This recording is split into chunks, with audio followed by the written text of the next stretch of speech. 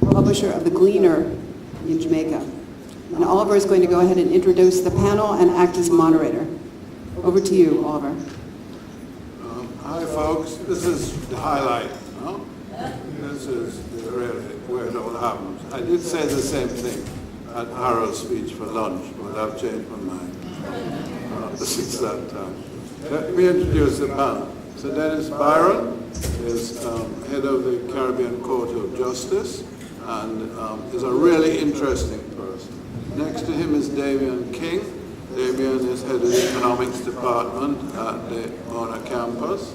And Ian Durant at the end is really the person that runs the Caribbean Development Bank. So really glad that we're here. What you've got is three very regional organizations that encompass various countries in the Caribbean.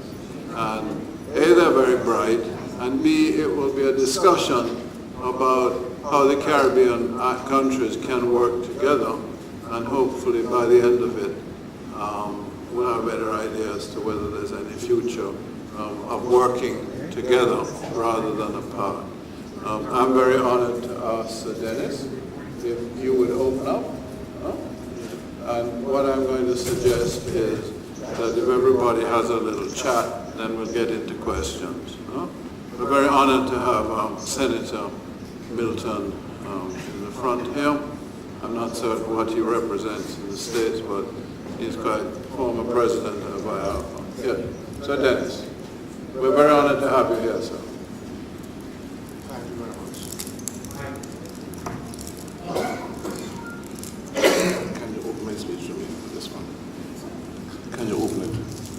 Now here I am trying to demonstrate a high-tech appearance, and my iPad doesn't open.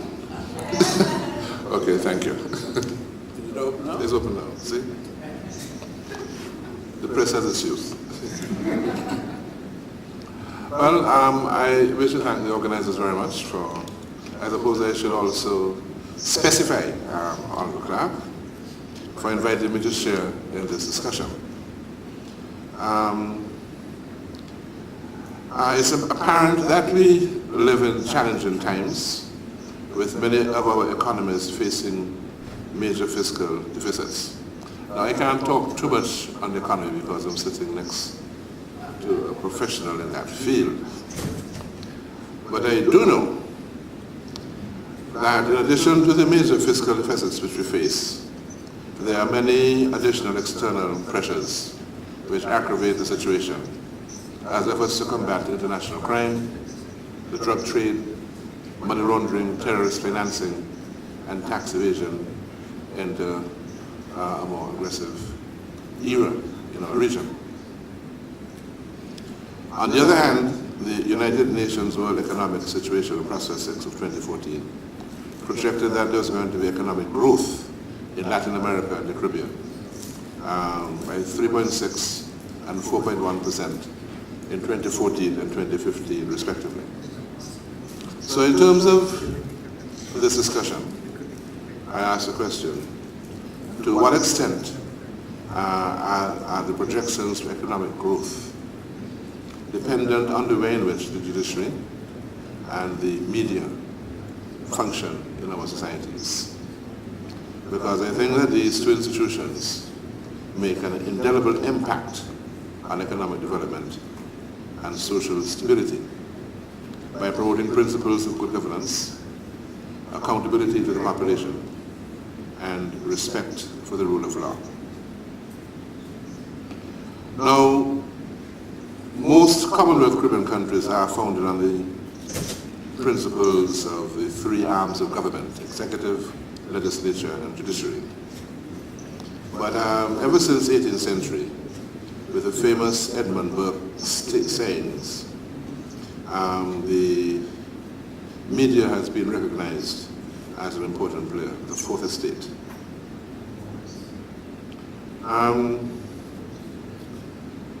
I think the guarantee of press, of a free press, is one of the hallmarks of a modern and democratic society. Media activities directly impact the economy through the nature of the information it disseminates. and this can even play a significant role in installing or removing governments. Oliver, I like to say, and I have said on many occasions, that there are many similarities between good judges and good journalists. Well, they both should be characterized by values of fair-mindedness, honesty, balance, independence, and impartiality. They carry out their duties diligently, without fear or favor. They demand accountability and attack injustice and abuse of power. Like the judiciary, the press serves society best when it is completely independent of political control or alliance. Both the judiciary and the press seek to maintain good governance and the rule of law. That's also good. I must say you're starting very well. Well, the revised Treaty of Chaguaramas lays down the foundation for the Caribbean single market and economy. A crucial linchpin determined by CARICOM leaders to be at the heart of economic development and integration within the region. And the Caribbean Code of Justice represents a vital aspect of the movement towards regional unity. In its appellate jurisdiction, the court replaces the Judicial Committee of the Privy Council as the highest appellate body. And there are many aspects of this vision which are of importance to our region.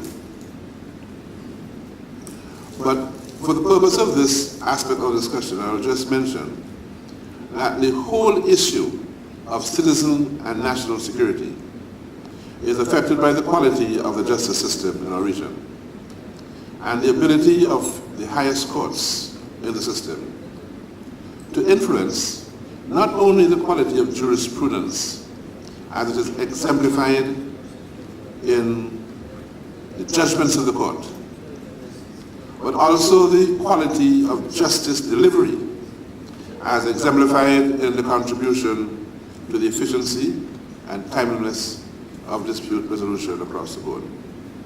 The CCJ is well placed to address both aspects of judicial leadership, which impact on economic development and social stability.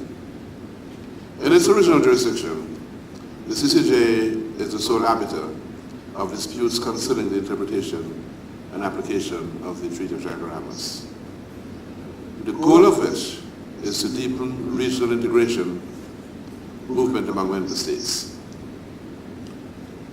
Now, the media as a group and many individual journalists have made significant contributions to the development of CARICOM and the regional integration movement through the way in which it has disseminated information across the region. But has the media done enough in this regard? The CCJ has a policy of disseminating information about its work and is looking to the media to assist in providing the public with more information. I believe that the current delay in some member states in accessing the final appellate jurisdiction of the court could be arrested if civil society were to express itself more articulately and consistently, to give assurances that the public is more than ready for this inevitable step to occur, and to occur now. Now, this topic enables one to look at one of the economic aspects of the debate. Because whereas in many member states, there are complaints about the way in which the judiciary is funded, the establishment of the CCJ Trust Fund with a capital base of $100 million to fund the court into perpetuity, for which all member states have contributed. has been working very efficiently during the first 10 years of the court's operation. And just as a simple example of that, at the end of the last financial year, the fund balance was in excess of $100 million. Although the court has been funded to the extent of $47 million during the last 9 years. So the vision of using the trust fund as a tool for funding into perpetuity has been functioning effectively up to now. But yet, some countries find themselves in the curious position of paying for a court that they are not using. Countries such as yours. Sorry, which one? Yours too.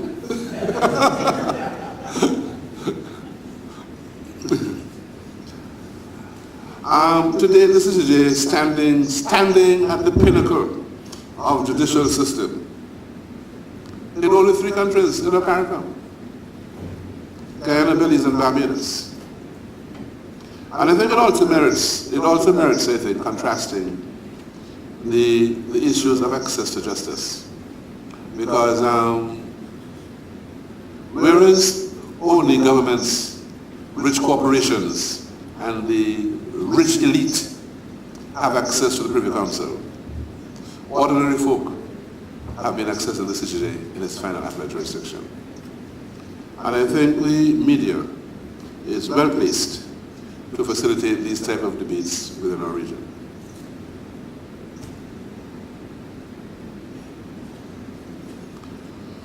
Now, the CCJ has been bringing quality judgments to regional issues in both its jurisdictions. And I suppose the jurisprudence has contributed favorably to the economic climate and to social stability by leveling the playing field in regional trade, ushering a new era of free movement of CARICOM nationals, and by creating a culture of accountability and good governance. I suppose that all of us are familiar with the details of those cases. I don't know if it was necessary to tell you that in the case in Trinidad, the Trinidad Cement Company brought an action against the Republic of Guyana, and the Hummingbird Rice Mills brought an action against the government of Suriname, which enabled the court to make rulings which emphasized that the common external tariff is a fundamental pillar of the CSME and has to be kept in place to encourage and promote the production of goods within CARICOM, strengthening the productive sector and accelerating the process towards making regional exports internationally competitive. And we have ruled in the Competition Commission case that we have contributed to the regulatory framework for ensuring that the benefits of competition are not frustrated by anti-competitive conduct. Now, I wanted to suggest that perhaps the original jurisdiction of the court has been underutilized. And I just made a little snapshot from some comments I made when I was invited to address the Caribbean Association of Indigenous Banks in Jamaica about a year or so ago. And if you were to look at the relationship of the Treaty of Chaguaramas to the banking sector, in Article 38, member states agreed to remove discriminatory restrictions on banking, insurance, and other financial services. But I've been advised that the dominant enterprises in banking and financial service sectors are non-indigenous. And this has been partly attributed to the fact that the footprint of the indigenous institutions have not tended to spread across national boundaries and embrace the vision of regional integration. As a result, they have to a large extent remained underdeveloped without adequate sources to compete in times of financial stress. Such a reality suggests a critical need to reevaluate the financial framework within which the community operates. And to this extent, member states ought to have played their part in ensuring the harmonization of rules and regulations which govern the various financial sectors within the community. Now, whereas I've been advised that the CARICOM technicians have prepared draft legislation, these have not been implemented in the various member states. So there is a gap between vision and implementation. Now, what should happen? I suggest that the onus should be borne to some extent by the private sector, who should take measures towards the goal of a harmonized economic market. Private entities could very well function as a catalyst for change in ensuring that member states comply with their obligations under the treaty, with the aim of these obligations directed at improving the economic climate within the region. It is incumbent on private institutions to ensure that they seize the benefits to which they would be entitled. This should be self-evident in sectors where, in addition to the objective benefits on the community as a whole, the profit levels of the relevant institutions will be positively enhanced. In this regard, the media is well placed to call for greater cooperation, along with the implementation of effective measures by all member states to realize the goal of economic union. Put another way, many of the people who are complaining about the lack of effectiveness of CARICOM have been silent when their voice could have assisted in catalyzing implementation of obligations which the member states have assumed and which the technocrats have prepared the organization framework for implementation.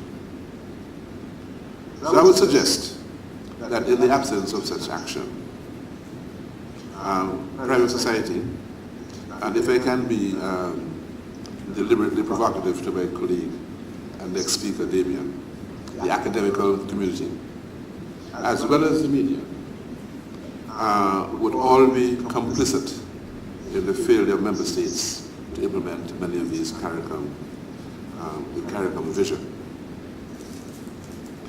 This thought, of course, also applies to the role of the media in accelerating the abolition of appeals to the Privy Council and the adoption of the CCJ as a final court of appeal.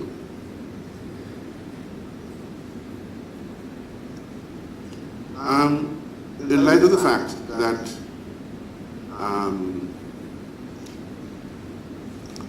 Oliver has signaled a provocative intention to stimulate a fierce debate between myself and David King, I think I will end my initial statement at this stage and wait for the questions to flow. Thank you.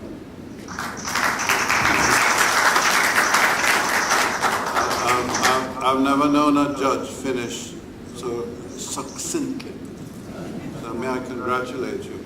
And also I had no idea that journalists were so important in the way of things that being compared to judges. But thank Only you. good journalists. But I assume that a good journalist would be compared to only good judges. I agree.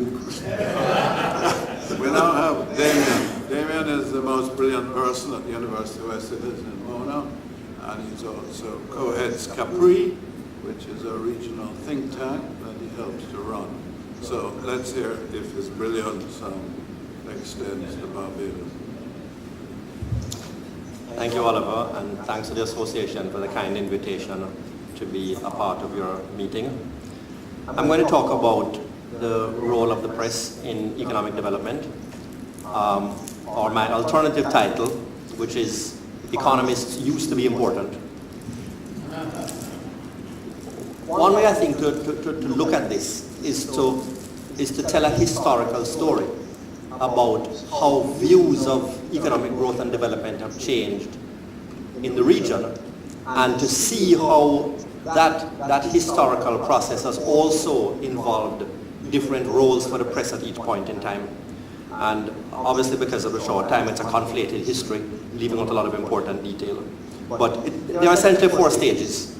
In the first stage, and this was back in the 1950s and early 1960s, we pretty much thought of development as all countries going through the same stages of economic growth. And the only difference between the rich countries and the poor countries was that the rich countries had somehow organized to be further ahead on this common path. And the developing countries, or the underdeveloped countries as they were then called, were just further behind. And what this really called for was for everybody just to be patient. And at some point, the poor countries would then become rich. There was not really much role for the press in that kind of scenario. The idea was that all of the trappings that we associate with developed industrial countries would really get dragged along as countries grew rich.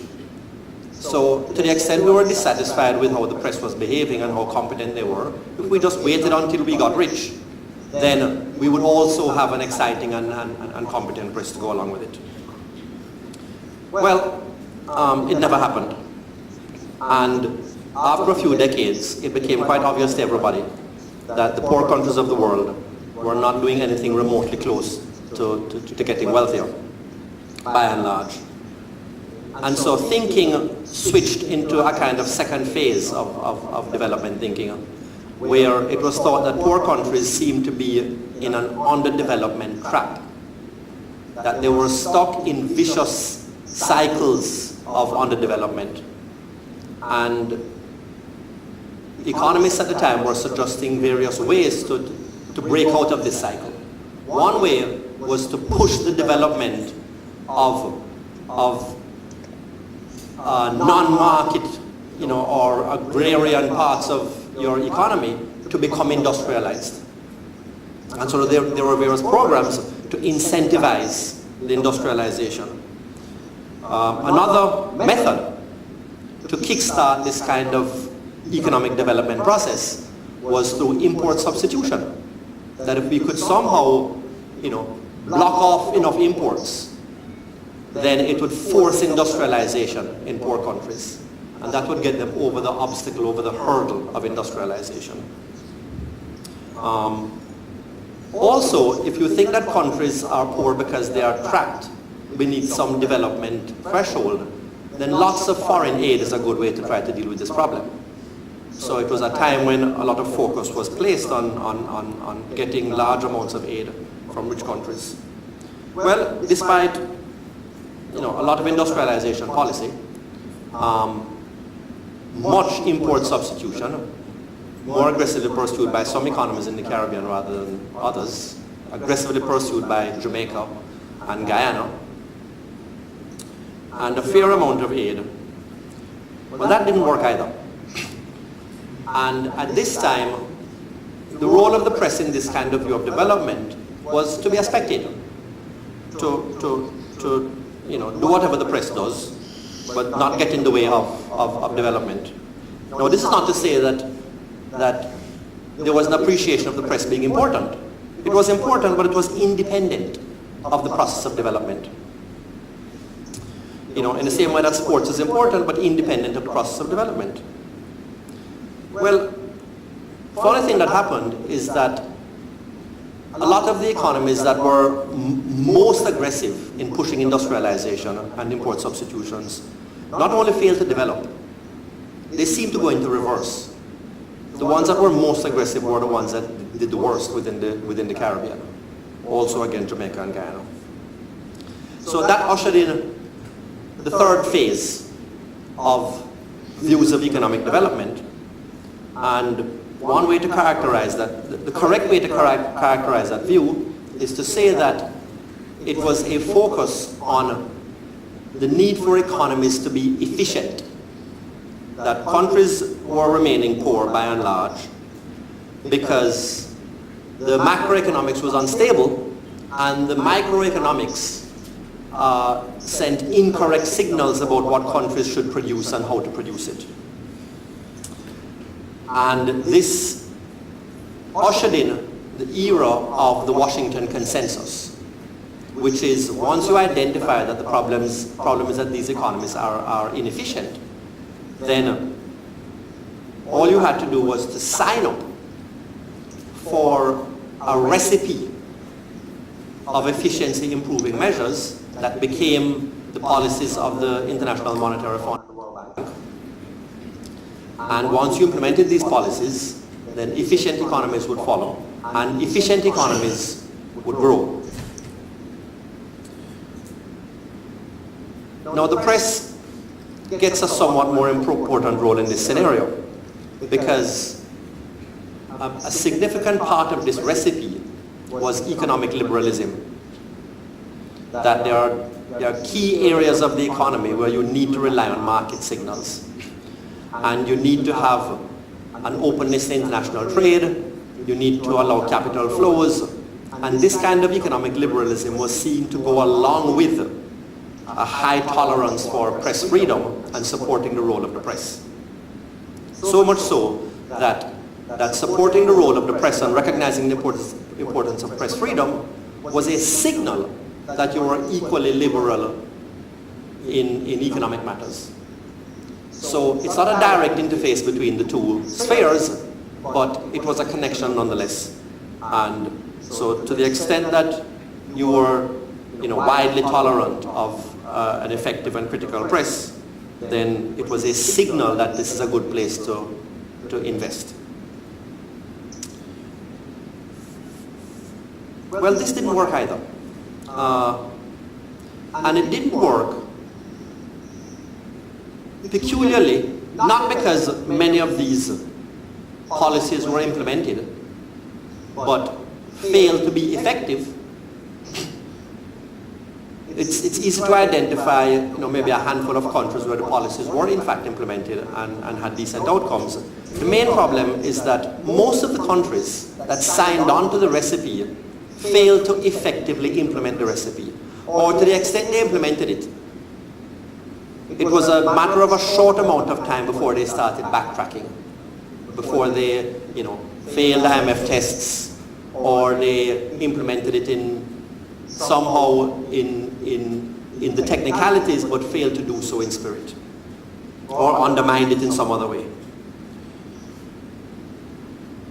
So by and large, this era failed to usher in a sweeping convergence between the fortunes of the poorer countries and the wealthier ones. And then a truly remarkable thing happened. Some work in the 1990s in the economics profession led to a publication in 2001 by a colleague of mine named Darren Asimoglu and some of his friends at MIT. And essentially, what Darren did was to look at data on which developing countries, which of the countries in the world now, especially looking at the countries that were once colonies of Europe, and to see, to rank them to see which are the ones that over the last several decades had performed especially well and had achieved a pretty decent rate of prosperity. That was one set of data. And then he looked back at data for mortality rates of colonizers in the 18th century. And he found a stunningly close correlation. That where mortality rates were low, 250 years later, countries became wealthier, became more prosperous. And where mortality rates were high, they tended not to.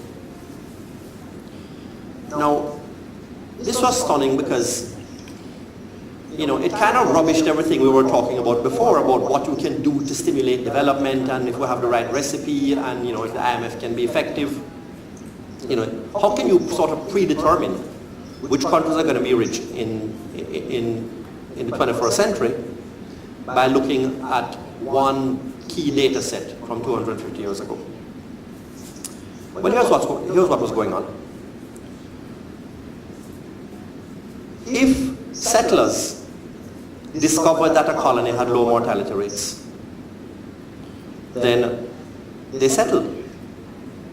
And the more settlers that you have in a colony, is the more the settlers tend to bring the enlightened thinking and institutions, in the literal enlightenment sense, and the institutions of governance and the sensibilities of the colonial power into the running of the colony. In other words, a colony, what we used to call a colony of settlement, the settling brought better institutions, whereas colonies of exploitation, where you come and you extract your gold or your sugar, and you take it back and you're pretty much finished with the colony. You tended not to bring along with you and to embed in good institutions of government. And institutions, quality institutions of governance, it turns out, are durable. That they hardly ever change radically, go from being good institutions to suddenly being bad institutions, and vice versa. So good institutions established in the 17th century became good institutions in the 18th century, and in the 19th century, and in the 20th century. And good institutions, good quality institutions of governance, are the reason why countries do well economically. What are these good institutions of governance? Things like respect for private property, fidelity to the rule of law, the effectiveness of government, the constitutionality of authority, and not by any means least, the vigor and competence of the press. It underlies the importance. The press becomes the intermediary between the accountability of the people and the performance of the government. This scenario, it turns out, raises the role of the press, not as merely very important to development. This new sensibility of the importance of institutions makes the role of the press almost a determining explanation in why countries do well. Rather than being peripheral, there's nothing left for economists to do. Because the attempt of economists to identify the right recipe, however true it may be to say this is the right recipe of policies to make economies grow, the recipe is only going to work where the soil of institutional quality is fertile. Otherwise, countries just abandon the policies. Now that we understand that the most important determinant of economic development is institutional quality, and one of the most important institutions under this heading is the performance of an investigative and competent press, then we have come to the point now where we can actually do without the economists. Because the role of policy in this kind of environment becomes secondary. And by the way, we can add as a footnote that if you ever want to wonder why is it, for a region where many of the English-speaking countries seem to have a common history and exist in common circumstances in terms of the external economic environment, why is it there's a divergence in outcome between, and a favorite comparison that economists like to make, between Barbados, where we are, and Jamaica on the other hand? It's very easy to explain the divergence in outcome by looking at these factors, by looking at the fact that that there was a substantial amount of migration of Englishmen to Barbados who did not even own plantations. Whereas in Jamaica it was the opposite case, that even Englishmen who owned plantations did not live in Jamaica, that we had the highest incidence of absentee ownership. So, the history tells us that associations like yours and the work that you do is of primary importance to economic development. That the press is crucial. It is to be protected and encouraged, not out of charity, not even out of a kind of a mutual respect that you're good at what you do and I'm good at what I do, you know, in the same way that, you know, Brian Lara and Dwight York used to have mutual respect, but they did different things. But out of our own direct self-interest because of the work that you do being so important. Thank you.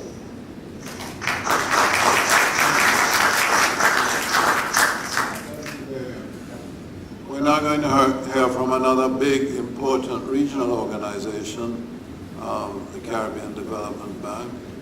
And like the previous two speakers, the bank has sent us their brightest, best, most articulate member of staff. Ian? Thank you. I hope that I can live up to that billing. Sorry, we all hope so. Good afternoon, all. Well, my marching orders, well, first of all, let me thank the organizers for inviting us. We deem this to be a very important meeting. The press is extremely critical to the process of economic development, as Damien pointed out. And the central mandate, of course, of CDB revolves around economic development. So we regard this interaction as being very critical. But the topic notwithstanding, the topic of this session notwithstanding, my marching orders were slightly different. In fact, I was asked to discuss some of the key economic development issues facing the region, so I'm not going to go so much into the link between economic development and the press, as Damien did so well. But I'm going to identify a few critical economic development issues facing the region. In fact, I'm going to focus on three, really. I'm going to focus firstly on what we deem to be perhaps the most important, which is the issue of poverty. But poverty is a result of a number of other issues and is influenced by a number of other issues. So cascading down from that, I'm going to touch a little bit on the issue of low growth, which has been afflicting the region, well, especially for the last 5 years. And I'm also going to talk a little bit about macroeconomic instability. And in framing my remarks, I'm going to focus on I'm going to be a little bit insular. I'm going to focus on the 19 countries that make up the boring member countries of the Caribbean Development Bank. And in that regard, what I will say is that poverty is such an important aggregate for us, because in most of our boring member countries, poverty is clustered between 20% and 40% of the populations, and that's a fairly significant number. And it's significant to us because of the essence of our mandate. And of course, poverty assessments are not done frequently in many countries, I guess except for Jamaica. But our belief is that poverty has worsened significantly since the advent of the impact of the Great Recession on countries in the region since 2009. Now, a critical factor in reducing poverty is economic growth. So that brings me to the second issue. And growth has been fairly low in most of these 19 countries on average since 2009. In fact, the average growth rate of CDB, boring members, has been zero over the last 5 years, 2009 to 2013, and certainly has helped to worsen the poverty experience in the region. Interestingly enough, and I want to draw a very interesting contrast because we tend to be fairly insular in our focus, but interestingly enough, other small island developing states have grown by, on average, 4.8% during that period. All right, and I think that's very telling. It certainly suggests that there's some specific problem not related to size that is afflicting our economies and making them so vulnerable and experiencing such low growth. And just by way of comparison, emerging market and developing economies grew on average by 5.3% over that same period. Developing Asia grew by 7.6%, and sub-Saharan Africa grew by 4.7% on average. The Latin American and Caribbean region, within which we are grouped, grew on average by 3% during that period. So the Caribbean pretty much helped to bring down the average, if you like. Now, so this, to my mind, this begs a very important question. If other SIDS are growing and appear to be more resilient to the vagaries of the global recession, the question is why? And one of the main factors, certainly from my perspective, one of the main factors that has caused this vulnerability to economic shocks in the region and has led to low growth is the export concentration that characterizes the region. And more importantly, the export concentration is in the area of tourism, which is a sector that is extremely responsive to shocks, positive and negative.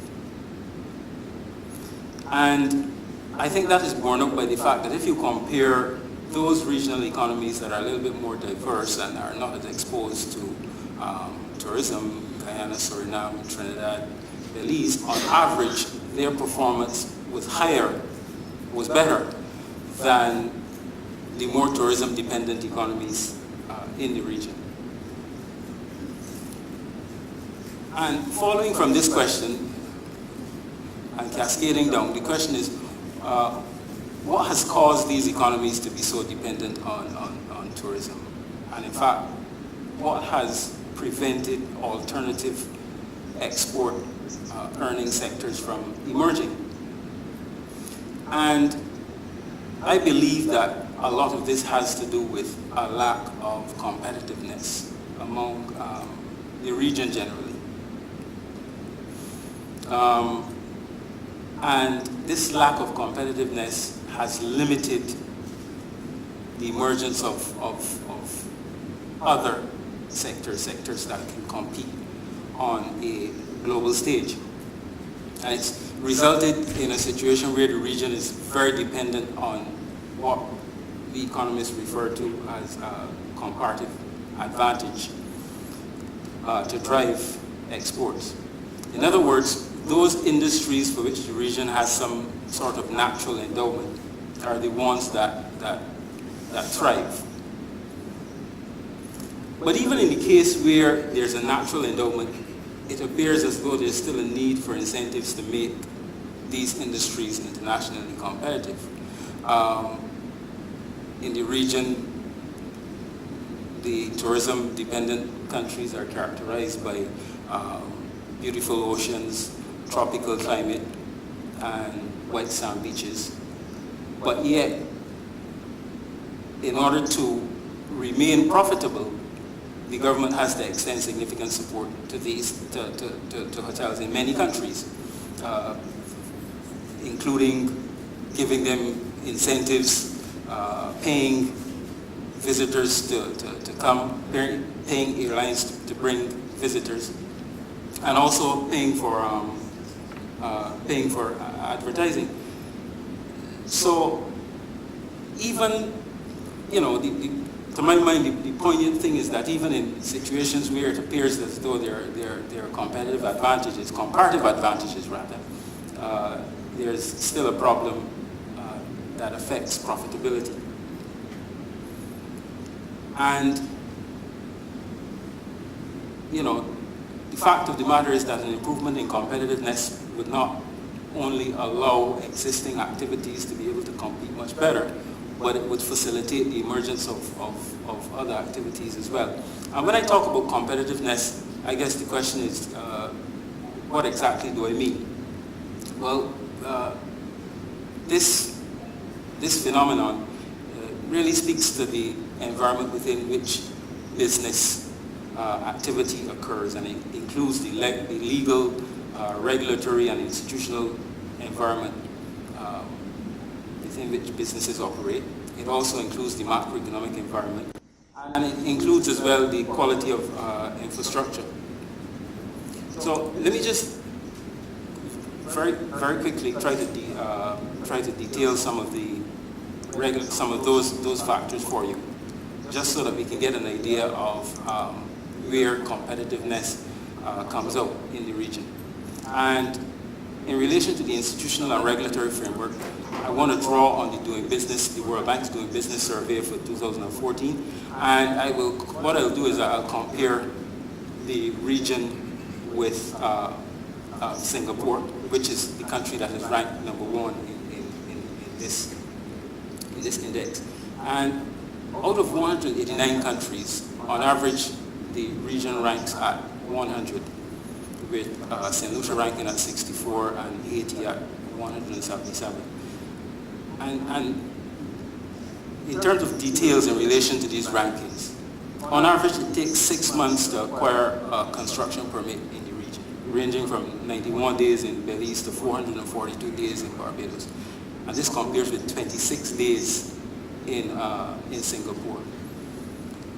It takes 772 days to work through the court system to enforce contracts in the region, compared with 150 days in Singapore. And I mean no disrespect to Sabari. The average corporation tax in the region is... Excuse me, the Privy Council is the headquarters in these countries. The average corporation tax in the region is 24.9%, compared with 2.9% in Singapore. And small businesses spend on average 180 hours a year paying taxes, compared with 80 hours in Singapore. So you're talking a significant quantum of resources that has to be dedicated to things like simply paying taxes, which takes away from, it takes away from other things that a business person can be doing, but it also incurs a cost. And it takes 1.9 years to resolve insolvency in the region, compared with 0.8 years in Singapore. So I just wanted to place the competitiveness environment within that context. But what it suggests is that the regulatory and institutional environment for doing business in the region needs to be improved if we're going to achieve the sort of diversification that would reduce vulnerability to economic shocks. And then there's also, as I mentioned, the whole issue of infrastructure quality. Infrastructure can influence the cost of doing business significantly. The quality of infrastructure in the region varies, but in general, I would certainly say that there are some facets that need to be improved if we're going to improve competitiveness in the region. Now, the third issue that I want to highlight is the notion of macroeconomic stability.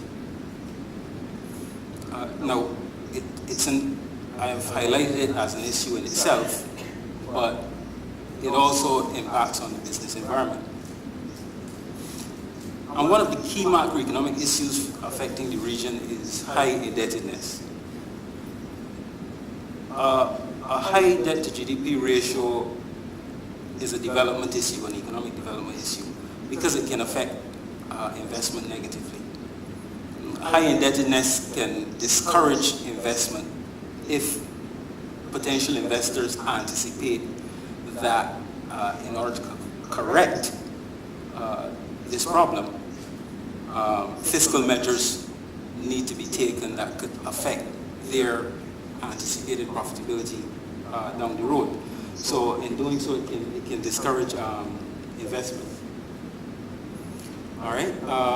So I think I'll just leave it there for now, except to say that among our 19 borrowing member countries, 11 of these countries are significantly affected by what I refer to as debt overhang, a situation where debt starts to negatively impact GDP.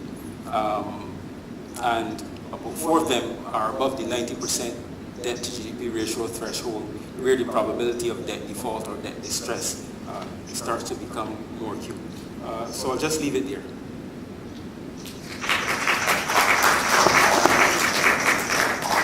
I invite questions. You have on the platform more brain power than in any cabinet in the Caribbean. So use it to explore their ideas. What? Damien says I'm not saying anything. I always thought cabinets were packed with people of high intelligence and integrity. Go ahead. Oh, you? May I don't know. May I, Chairman? Thank you very much. If you could speak a bit more clearly than you did at lunch, so we could understand. If you would listen more attentively, you would be able to understand what I was saying. But no, I regret it very much that the Chairman intervened in Ian's presentation, because he was dealing with instability, and I felt it would be fairly important for Jamaica in particular to hear what the CDB had to say. Beyond the question of national indebtedness, and I wonder, Chairman, if you would allow him just 2 minutes to deal with some of the other indices. Sorry?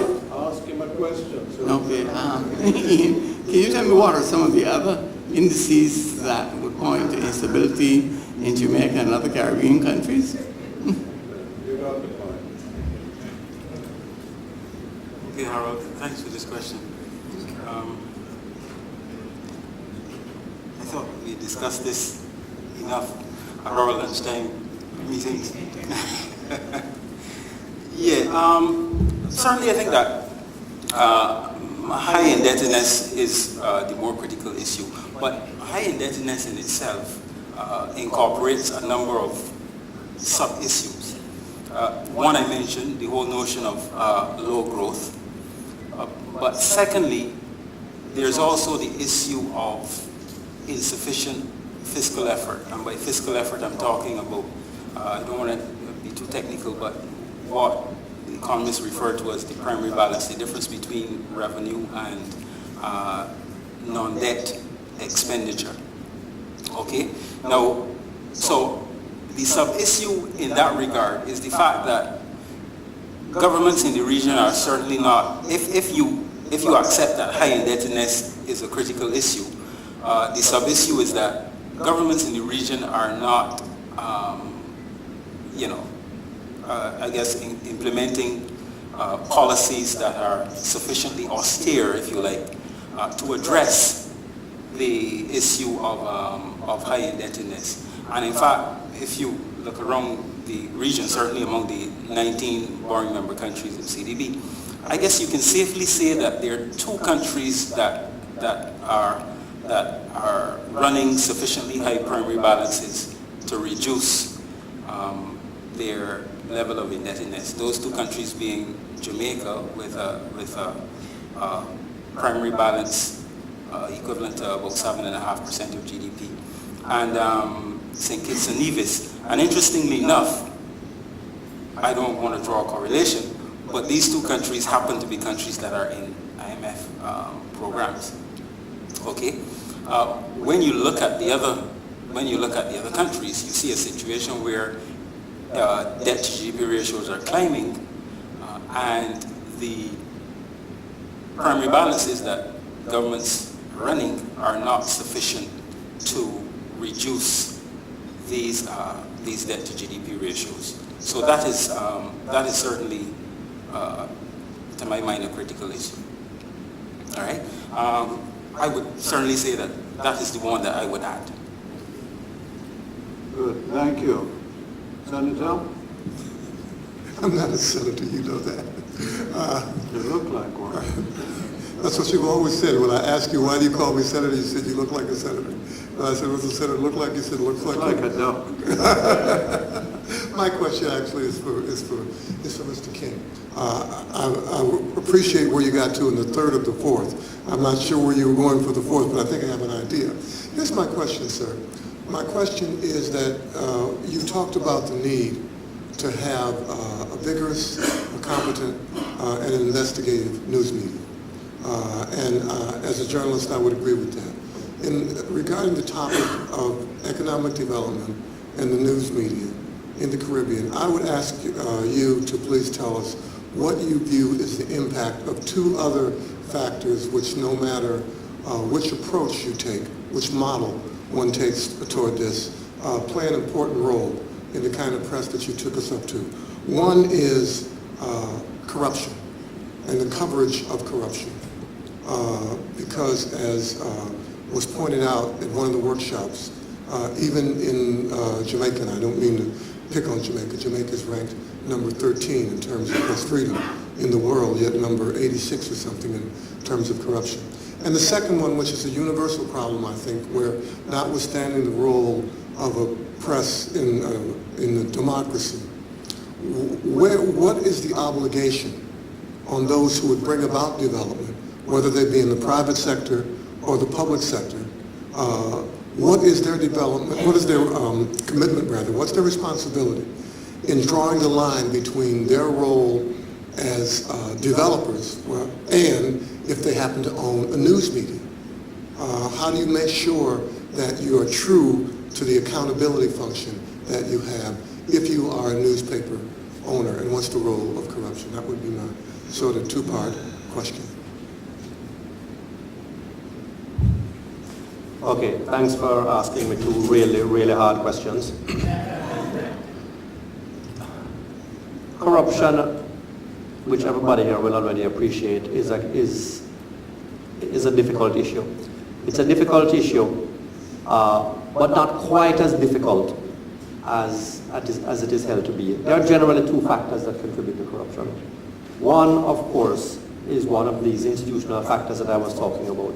One factor that contributes to corruption is the general attitude of people in the country towards rules and regulations, and whether there is a kind of a native fidelity to adhering to rules and regulations, feeling as if you are not disenfranchised and you are part of the set of values that everybody else subscribes to.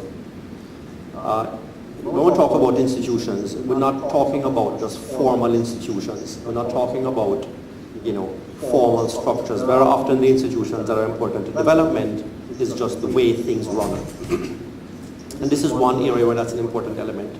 But it's also important to remember that, another key contributor to corruption is the rules you establish in the first place. Very often we find that policies not only facilitate corruption, but actually incentivize it. So if, for example, you set up a customs regime where very similar items attract vastly different rates of import duty, or even worse, something we actually like to do in Jamaica, is the identical item attracts vastly different rates of import duty depending on the identity of the importer. Then you are literally making corruption highly profitable. And people respond to incentives. So a lot can be done about corruption simply by changing your rules and your policies. And so I think great headway can be made by viewing corruption as an economic outcome and not a moral or a cultural issue. Now this dual, this tension that you refer to between the obligation of an institution or an organization to its own narrowly defined objectives versus some sort of large or common good. You know, that's a difficult issue because obviously if you have a situation where your path to development leverages the interest of the organization or the institution, then you have a much easier road to directing your society towards economic growth and development. Whereas when you have to go against what people identify as your self-interest, it's a much more difficult road. All I think I can add to that is to say that as much as possible, policymakers want to take advantage of leveraging the self-interest even of newspapers and organizations. But it's very important, coming out of the discussion that I presented here, it's very important for governments to, and this would have to be enlightened governments, to recognize the key role of an institution like the press in economic development, and a role that goes long beyond the current administration. Even in cases where the press is pursuing some narrow self-interest, however narrowly you want to define that, it's just too key a role for a well-intentioned government not to recognize how important it is and to try to embed a place for it in the way the society is governed. I would just like to add something on the corruption issue. You see, from the... That's exactly the point I was trying to make. You see, the corruption issues very seldom reach the court. And I was going to suggest, in terms of the role of the media, because the way in which the media reports corruption, it's simply scandal titillation, and it doesn't go the other step of encouraging or moving the authorities towards bringing the matters before the court. And that is a role that the press could have in trying to address the corruption issue. Very interesting. Yes, sir. Yes, I need to know who you are. I'm Joseph Guilher Delva, Guilher, spelled Gaël, Delva, and I'm from Haiti. Yes. I'd like to ask the first question to Mr. Byron, because if I understand, you said that 3 countries are part of the Caribbean Court of Justice right now. That's it? Okay. And even though you would have probably all the English-speaking Caribbean countries, how would you approach the problem with Haiti, that is also part of the Caribbean, and that could aspire to become a member of the court also? How could conflicts between Haiti and other Caribbean countries could be solved when you have 2 totally different justice systems? And I don't imagine anytime soon that Haiti could totally change the judicial system to adapt it to what you have in the Caribbean. So do you think, are you thinking about it, or is anybody working on that to try to find a way in case there's a conflict, there's a problem, that the court would be, would have the jurisdiction to work on that? That's one. But second, I beg your pardon? Oh, I didn't know that, but just one last question. Okay. All right.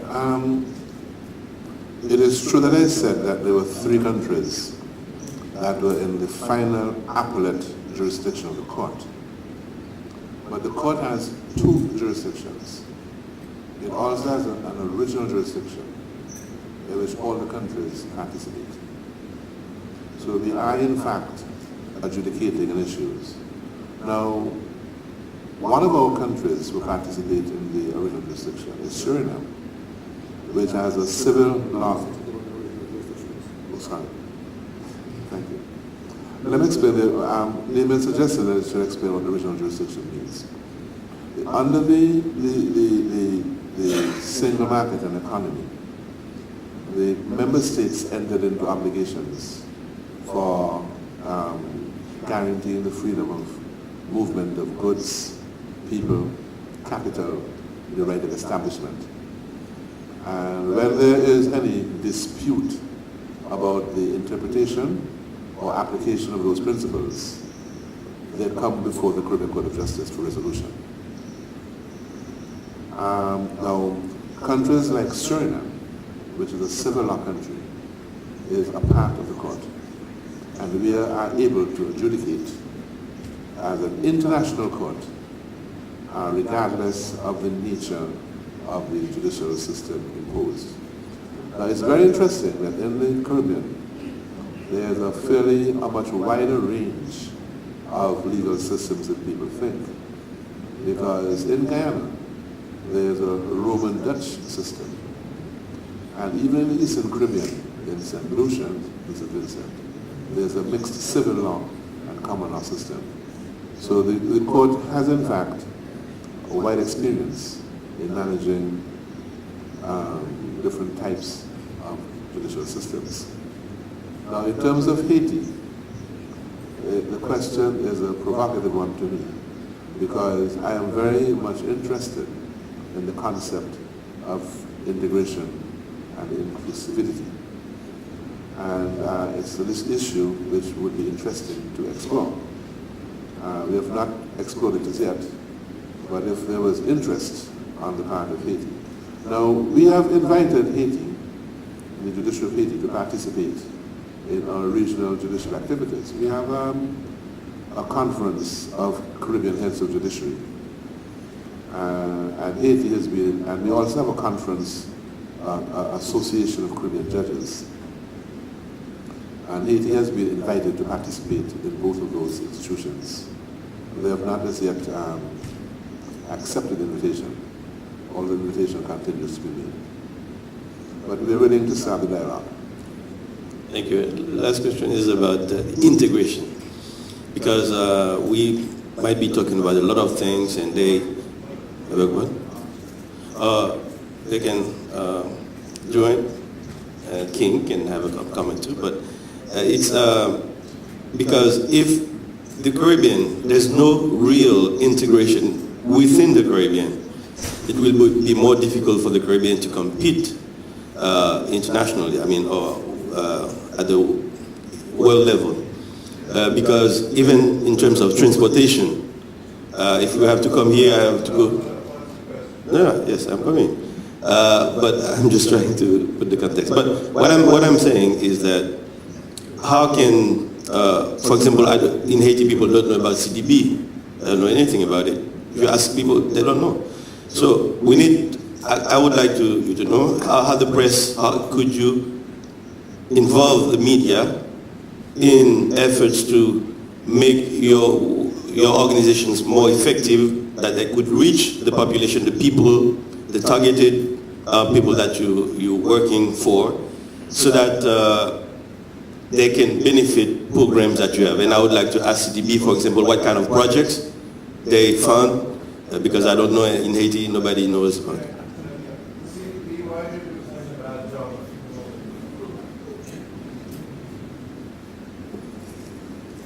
Yeah, well, I guess that's because we try to be modest. Sorry. Yeah, we try to be modest. No, Haiti is a... I said, you agree you do a bad job? No, I'm not necessarily agreeing. Yeah, no, I think part of the reason is that Haiti is a fairly new member of the bank. And we're now seeking to establish a presence in Haiti. But we are also trying to improve the way that we, communicate with all of our board member countries.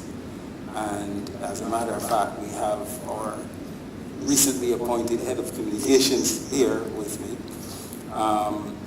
So we recognize that there's room for improvement in relation to the way that we inform our board member countries about the activities that we undertake, right? So I guess that's a work in progress. Now, in relation to the things that we do,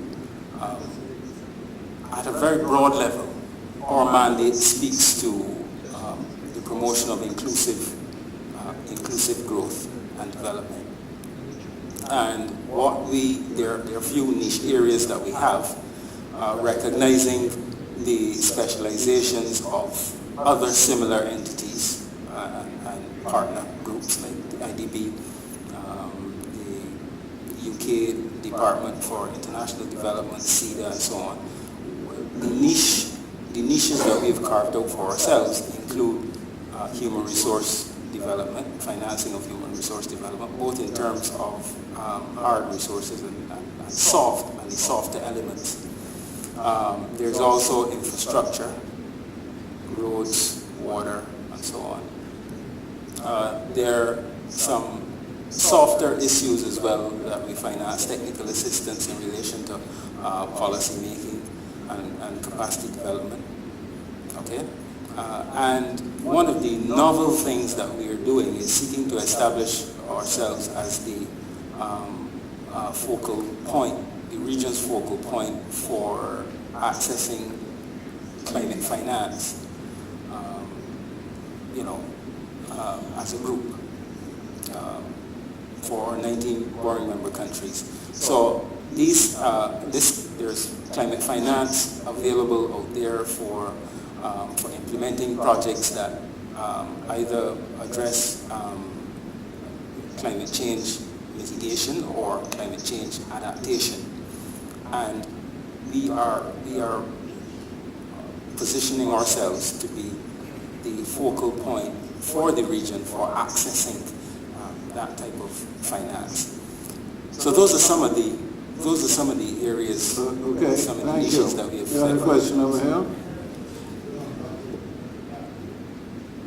Okay, very concrete.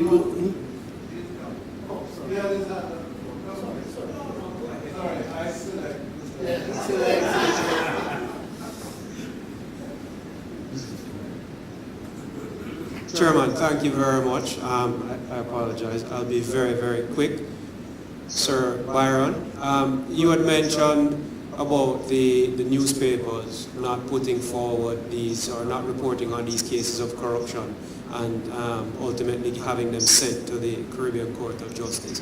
I would like to feel that one of the reasons why you don't see more of these cases is because of the severely restrictive libel laws that we have in the region, and I can speak for Jamaica, where the information does not come very easily, and to go to court to prove would often result in revealing your source or putting a witness or a very reluctant witness to testify in court. So I think that a lobby for a change to libel laws in the region to root out corruption will see more cases in your court. One of the questions that I had is that you mentioned that the court was started in 2005 and you've dealt with a lot of cases on the base level, but establishing yourself as an appellate court has not seen many people sign on. What do you think the biggest reasons are? And can you comment specifically on the role of corruption or the perception of corruption in the region that contributes to countries not subscribing to the CCJ but preferring to subscribe to the Privy Council, which they feel is more objective and less influenced? I don't understand that question. I don't understand the thrust of the last question. I suggested that people think that they can get rid of corruption before the Privy Council rather than before our court? No, sorry. What I was saying to you is that what is the role? There's a perception of corruption. How does the perception of corruption in the region influence the rate of sign-up to the CCJ as an appellate court? I didn't think that was a factor at all. I understood that the issues in Jamaica and in Trinidad, which are the major countries, had to do more with the political issues, party political issues. In the Eastern Caribbean, where I come from, I think the issue has to do with bureaucracy. As far as I'm aware, Dominica never got over that hurdle and has started the process. Yes. And I understand that Grenada has announced a date when it's going to go to a referendum. And so I think that you'll find that during the course of this year, at least two countries will have overcome the bureaucratic problems which they had, which were slowing down their activities. I am still optimistic that both Jamaica and Trinidad will come on board shortly. I thought that the discussions that I was privy to seemed to suggest more party political issues. Or, Party political issues right. than issues of substance. I think those are being more widely discussed, but there are views put forward regarding the perception that their cases would be dealt with more objectively in a court where there's probably less opportunity for influence. Well, I don't understand that because there's no opportunity for influence in the Caribbean Court of Justice. Yes. The Caribbean Court of Justice is the selection and appointment process is completely divorced from the political establishment. Right. There's an independent Judicial Services Commission which is appointed by regional institutions. So the 12-member commission, 2 members are appointed by the regional bar associations who have to jointly appoint 2 people. The Organization of Caribbean Bar Association and the Oasis Bar Associations jointly appoint 2 people. The Director of CARICOM and the Director of the OECS jointly appoint 2 people. The Council of Legal Education and the law faculties in the region jointly appoint 2 people.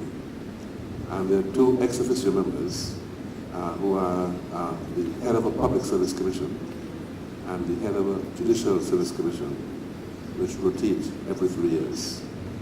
So it's a completely independent panel, and they select and appoint the judges.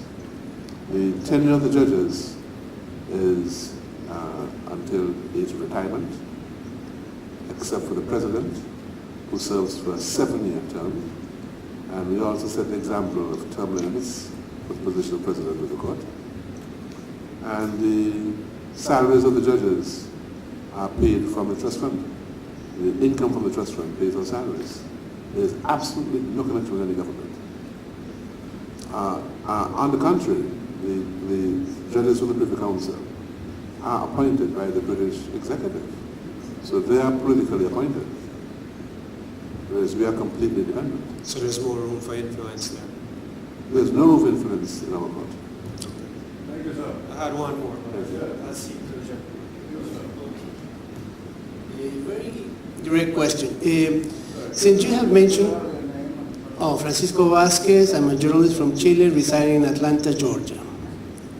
Since you have mentioned the International Monetary Fund, the International Development Bank, the World Bank, they're all involved in development, right, the Caribbean region. What is the percentage of the domestic national product? How much input do they have into these programs? Since you are maybe Mr. Durant with the Caribbean Bank of Development, do you have any hard figure?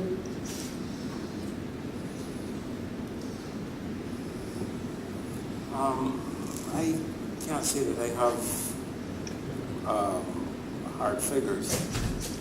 If you're going to judge it by the extent of lending to the countries, well, certainly the dominant, on average, the dominant loan category in the region is really domestic, right? Around 60%, depending on the country. Now, in terms of the IMF countries, there aren't many countries that have programs with the IMF. Just basically just St. Kitts and Jamaica right now. Okay, CDB is more active in those countries that are not members of the IDB, specifically the Organization of Eastern Caribbean State countries. But I wouldn't say that the influence is large in terms of loans.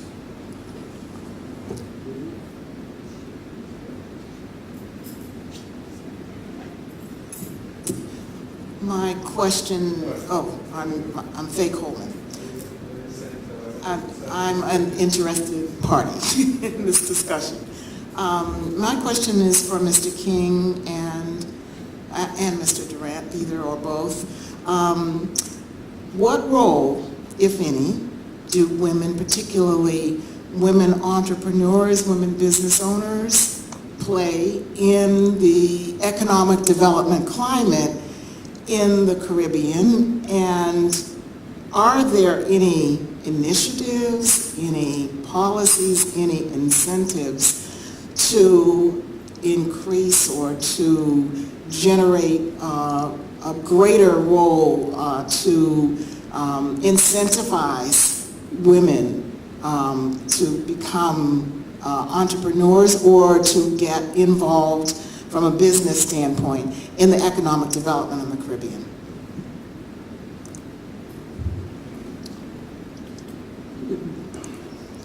The role of women in the Caribbean, and I think particularly in Jamaica, is probably a little more complex than dealing with it in many other countries that I'm familiar with. For one thing, if you look at the situation in my own country, in Jamaica, you realize straight away, even a casual flyover, which is actually corroborated by looking at the household survey data, is that women are more educated than men. The percentage of girls in high school is greater than the percentage of boys, and it's more than 50%, and gets more dominant the higher up you go in the educational system. So by the time you get to my classes at the university, 70% of the classes, 70% of the classes are girls rather than boys. Even worse at the graduate level. Second thing is that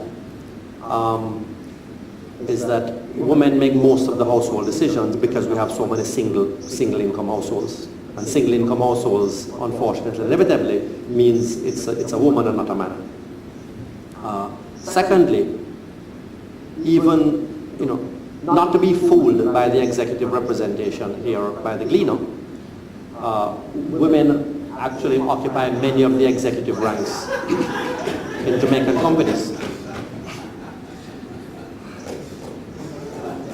So, no, this is not to say, let me be very clear on this. You probably said enough. This is not to say that we don't have gender issues in Jamaica and in the Caribbean.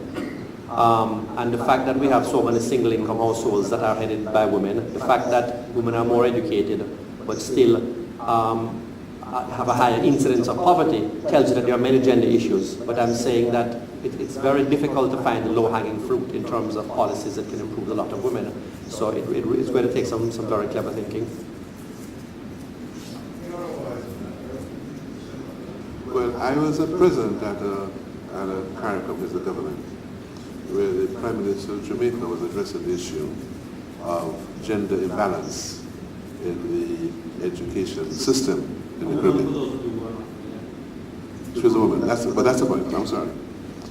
And the man who was attempting to answer the question started being very defensive about what they're doing to improve the lot of women.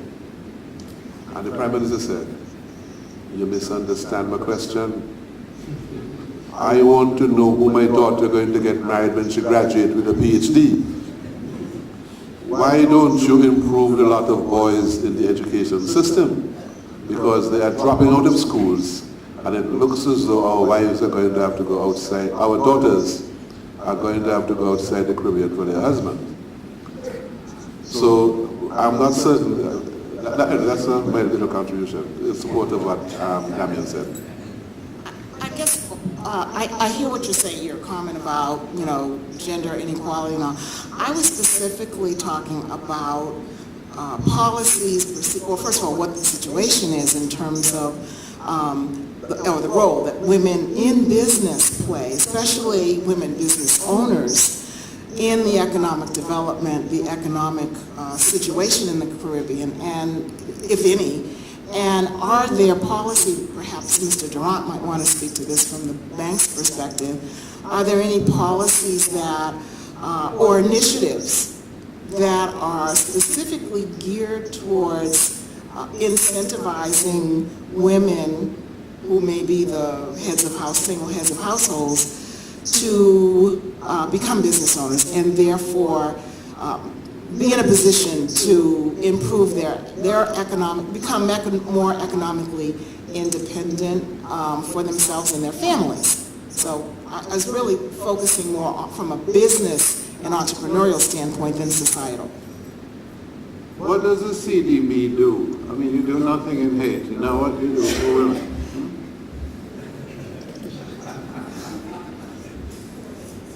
Well, first of all, let me say that women play a significant role. Sorry, can you speak into the mic? We're having difficulty hearing you. Yeah, well, it's like your communication. I don't know if I can get any closer. I'm as close as I can be. Yeah, women play a very important role in small and micro enterprises. But in terms of the role of CDB, one of the things that CDB has been doing at a very general level is seeking to make gender equality, well, not seeking, but gender equality is a cross-cutting issue in everything that we do. So in all our programs, what we try to do is first of all collect baseline information by gender, but also make sure that both genders have equal chances of benefiting from our interventions. So in terms of policy, and I think that holds across the the international financial institutions. I was going to say that it's actually not that I misunderstood your question. I think that one of the ways that one can try to remove some of the obstacles to women going in business is to give them more education, and perhaps to give them more opportunities in the executive ranks as a kind of a stepping stone. The point I was trying to make is that those low-hanging fruit are already sort of taken care of. The women are already highly educated, and they have opportunities in the executive ranks. So it now takes a kind of a deeper look. I mean, I was using a lot of words to throw my hands in the air, but it now means a much deeper look to see what are the more subtle obstacles to the entrepreneurial initiatives of women, and then to try to understand them better. Yes, ma'am. Yeah. Sonia Gill, Caribbean Broadcasting Union. The arguments given this afternoon are very convincing, particularly Dr. King's, and the moral suasion. Are you addressing anybody specifically? I will. You'll get to it. Yes, sir. Quickly. As always. And the point made by Sir Byron about the need for greater engagement with the media are also extremely convincing. My question to the two of you is, what is required for the kind of structured engagement that gave birth to an entity such as the Caribbean Broadcasting Union to be entered into again? As you know, the CBU began in the cradle of CARICOM, and that was a direct approach to promote regional integration for the purpose of socioeconomic development of the region. We have lost that. What do we need to do to get back there again?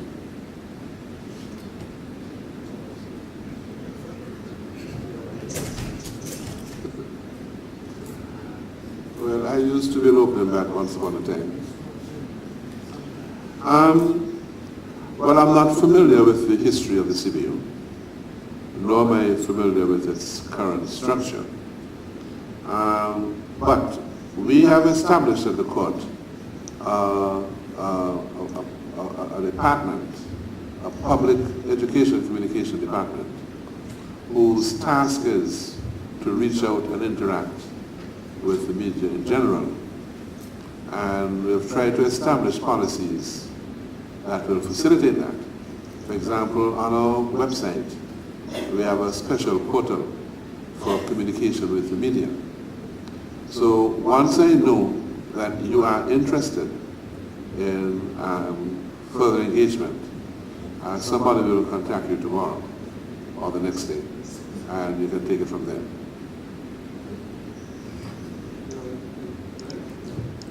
Yes, ma'am. I've got two questions. One here, one over here.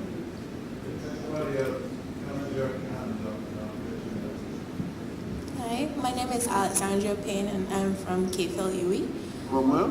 K-Phil. Oh, yeah. My question is for Sir Byron. Is that a better campus than the thing in Jamaica? Well, I've only ever been to K-Phil, so...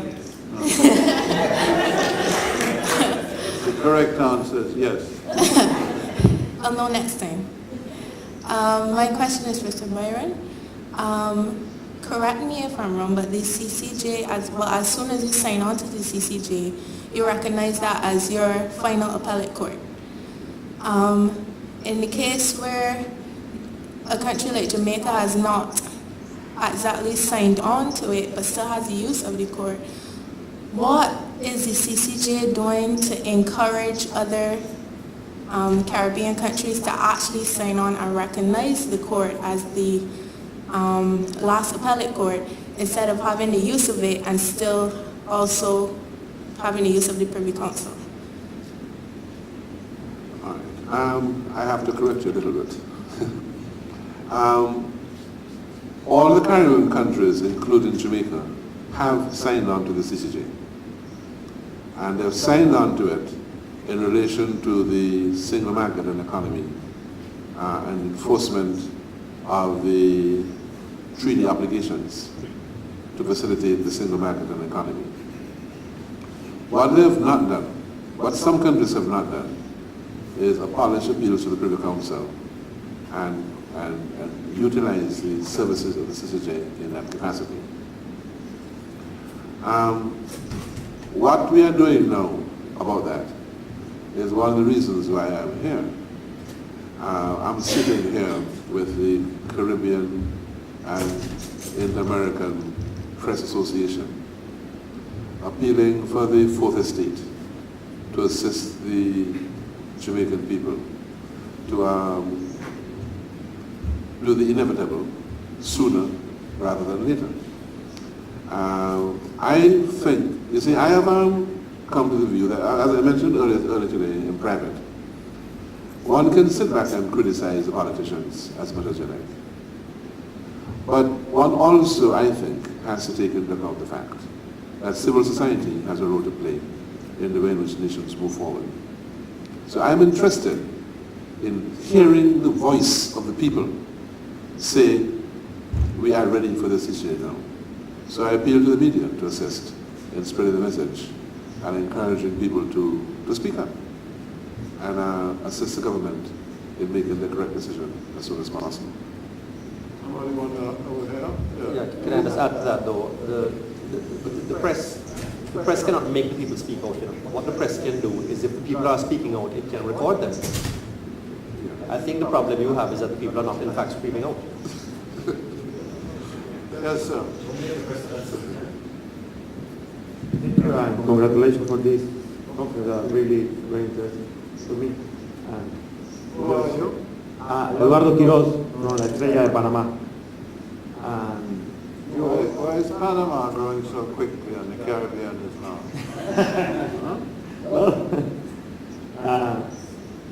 Dr. King and George Ryan just said the very interesting hearing to people.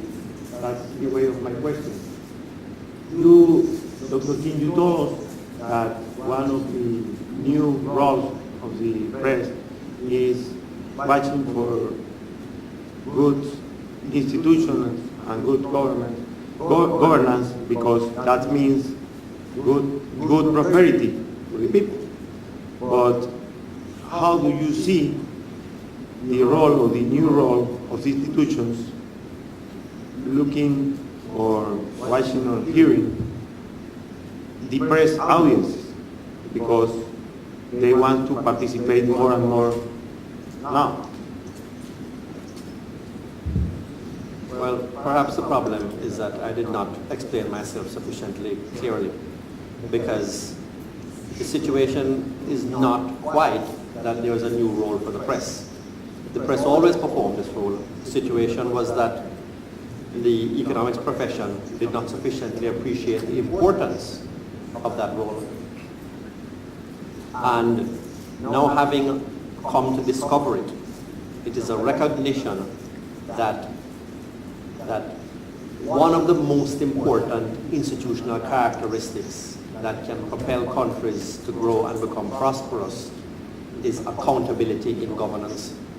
And that accountability can only be manifest if the press is allowed to play its role of intermediating the accountability which ultimately lies with the people, ultimately lies with the population and the government, because the government is accountable to the people. And so you need the press. People can scream out all they want, you need the press to be able to carry that role.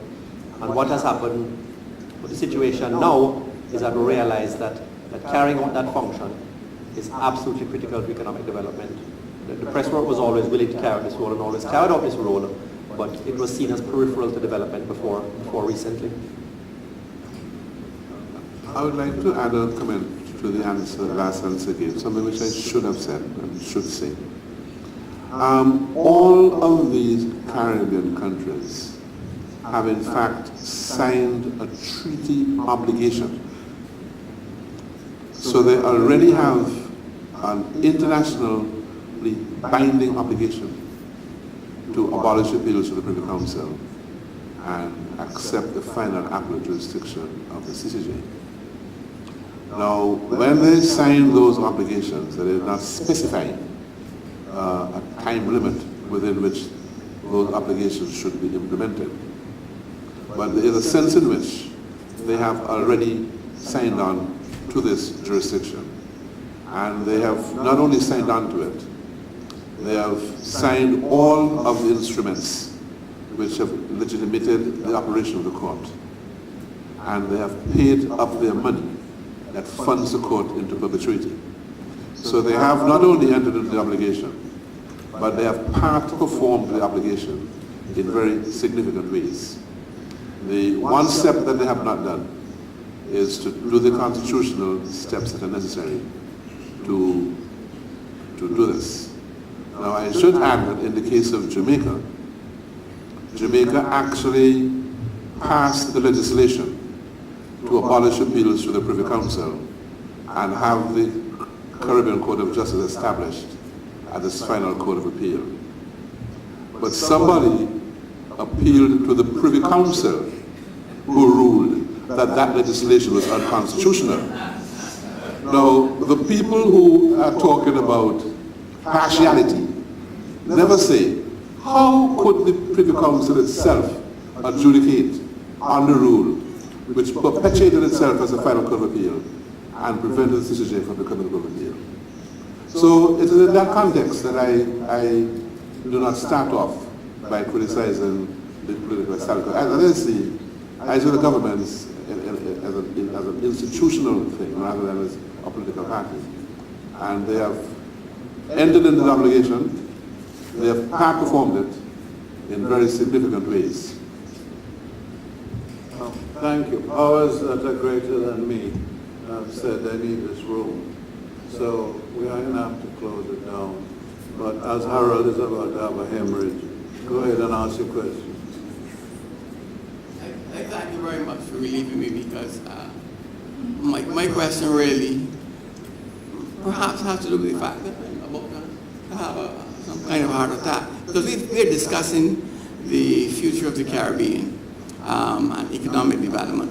And I almost feel, even listening to Sir Dennis, that we're attending a solemn funeral for the Caribbean.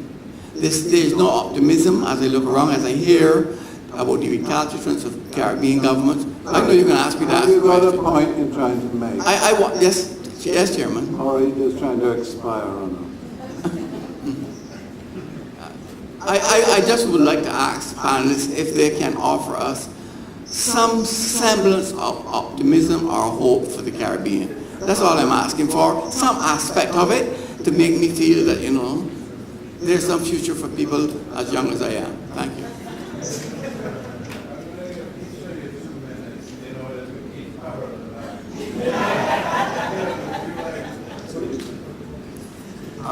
Yeah, I think the optimism really is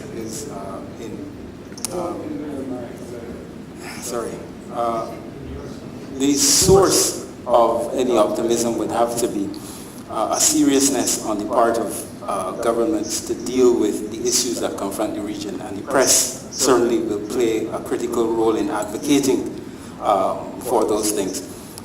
Certainly from the perspective of the issues that I mentioned, I think that addressing the fiscal problems that the region faces requires efforts in relation to improving revenue systems so that tax collection can increase, but also improving expenditure systems so that outcomes are improved.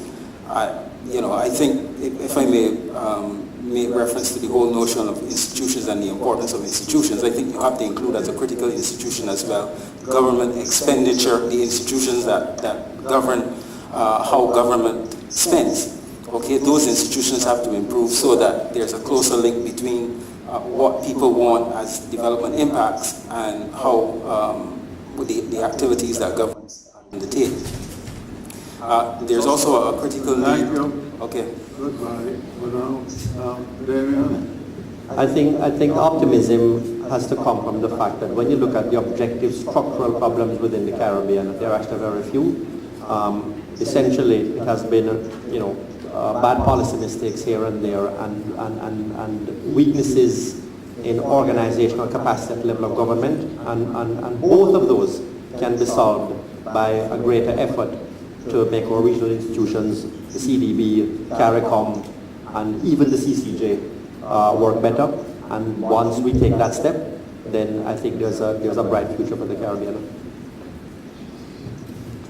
As long as I realize it is possible and Damien might become friends. Because I think that the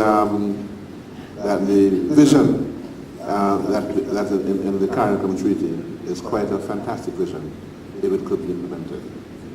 And what we are looking at is the need for technical and philosophical support at the implementation level. I mentioned to Damien that it's time the economists joined us in trying to make the court work better. Because when you take into account the Latin American systems, none of the countries in Latin America were parliamentary democracies 30 years ago. And when you look at the way in which they have transformed judiciaries, which were part of a totalitarian system, into modern judiciaries that are part of a democratic environment. The driving force in judicial reform in Latin America is the profession of the economists. And I'm suggesting to him that maybe he could encourage his colleagues to join us, because the economists assisted in establishing scientific measures of judicial standards, judicial performance, which contributed enormously to the development. So I'm the oldest one here, and it sounds as though highly optimistic. Harold, I'd say if you want to be optimistic, you've got to realize that there are not many countries in the world that have the kind of brain power that's on the panel to my right. And that's really what's going to determine the future. May I thank you, Ian and Damien and Sir Byron, very much for participating in this panel. Can I thank the audience for being there? You are by and large relatively responsive, and I'd like the President to sign off. Thank you very much. I, for one, think this has been an absolutely terrific panel as well, and I congratulate Mr. Clark for arranging for these distinguished visitors here to Barbados. And I look forward to, I think they'll be here for a few minutes if you want to, if you have any more questions for them. We have another panel that I think is coming up immediately. So if you want to stay in the room, we have a panel on paywalls. I think this is not going to be as wide-ranging as the future of the Caribbean, but if you have interest in how paywalls have been operating in your particular situation of the press, please stay with us and hear the next panel. Thank you. Thank you all.